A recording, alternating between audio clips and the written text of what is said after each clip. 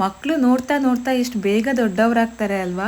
ಮೊನ್ನೆ ತಾನೇ ನನ್ನ ತಂಗಿ ಡೆಲಿವರಿಗೆ ಅಂತ ಹೋಗಿದ್ದಿದ್ದು ನೆನಪು ನನಗೆ.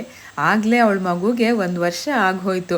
ಅದಕ್ಕೆ ಅವ್ರ ಮನೆಯಲ್ಲಿ ಒಂದು ಸತ್ಯನಾರಾಯಣ ಪೂಜೆ ಇಟ್ಕೊಂಡಿದ್ರು ಅಂತ ನಾವೆಲ್ಲ ಹೊರಟಿದ್ದೀವಿ. ಮಳೆಗಾಲದಲ್ಲಿ ಶುಭ ಸಮಾರಂಭಗಳು ಕಡಿಮೆನೇ ಇರುತ್ತೆ. ಅಪರೂಪಕ್ಕೆ ಈ ಥರ ಫಂಕ್ಷನ್ ಆದಾಗ, ಅದು ಮನೆಯಲ್ಲೇ ಆಗೋವಾಗ ತುಂಬಾ ಖುಷಿ ಅನಿಸುತ್ತೆ. ಅವ್ರ ಮನೆ ತಲುಪಿ ನಮ್ಮ ಪುಟಾಣಿ ಗುಂಬನ ರೆಡಿ ಮಾಡೋ ಸಂತೋಷನೇ ಬೇರೆದಾಗಿತ್ತು ನನಗೆ. ಈ ಮಕ್ಕಳು ಏನು ಮಾಡೋದಕ್ಕೂ ಬಿಡಲ್ಲ, ಆದರೆ ನಾವು ಬಿಡಬೇಕಲ್ಲ. ಅದರಲ್ಲೂ ಹೆಣ್ಮಕ್ಳು ಅಂತ ಅಂದರೆ ಎಷ್ಟು ರೆಡಿ ಮಾಡಿದ್ರೂ ಸಮಾಧಾನನೇ ಆಗೋದಿಲ್ಲ. ಅದರಲ್ಲೂ ಇವಳಿಗಿರೋ ಈ ಸಿಲ್ಕಿ ಹೇರ್ನ ಯಾವ ಥರ ಕಟ್ಟಿದ್ರೂ ಜಾರ್ಕೊಂಡು ಬರ್ತಾ ಇತ್ತು.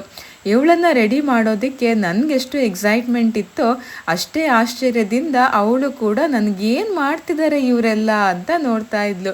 ಹೆಣ್ಮಕ್ಳನ್ನ ಈ ಬಳೆಗಳು, ಬೆಳ್ಳಿ ಗೆಜ್ಜೆ, matching hair accessories, traditional dress ಎಲ್ಲ ಹಾಕಿದಾಗ ಎಷ್ಟು ಲಕ್ಷಣವಾಗಿ ಮುದ್ದಾಗಿ ಕಾಣಿಸ್ತಾರಲ್ಲ. ಅಂತೂ ಇಂತೂ ಪೂಜೆ ಶುರುವಾಯಿತು. ಈ ಮಕ್ಕಳು ಸಣ್ಣವರಿದ್ದರೆ ಈ ಪೂಜೆ ಮತ್ತು ಅದಕ್ಕೆ ಸಂಬಂಧಪಟ್ಟ ವಿಷಯಗಳ ಬಗ್ಗೆ ಜಾಸ್ತಿ ಕಾನ್ಸಂಟ್ರೇಟ್ ಮಾಡೋಕ್ಕೆ ಆಗೋದೇ ಇಲ್ಲ.